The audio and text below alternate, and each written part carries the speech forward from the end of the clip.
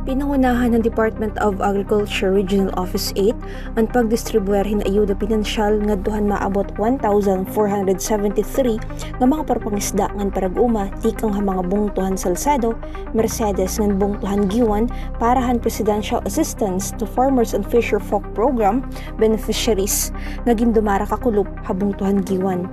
Antas and cash assistance distribution ginlaygay ni Mr. Dax Gabriel Morfe, Assistant Division Chief han Field Operations Division han DA8 kun hino an eligible han nasabing programa.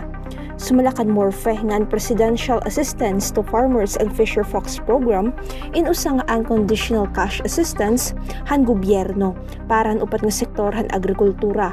Amo ini ang mga nag-uumahin humay, mais, ngan sugarcane, sugad man ang mga parupangisda. Ano man ang kriteria para maging qualified or kwalipikado kita nga beneficiaryo hini nga program.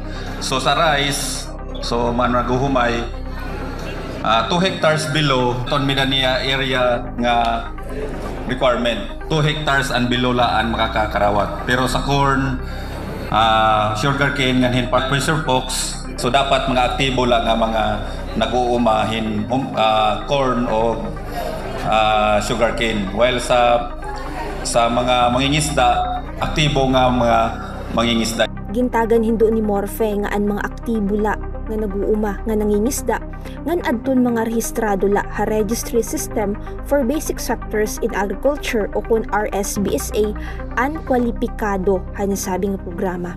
Sugun pa kan Morfe nga ang mga benepisyaryo inakatagamtam hin 2,325 pesos kada usa.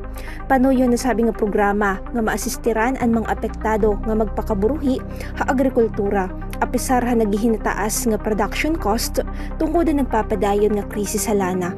Agud magpabilin ang produksyon han mga porpangisda nga na mga parag-uma. Tikang Duniya Giwan Eastern Samar ini Maureen Salamida, Eastern Samar News Service.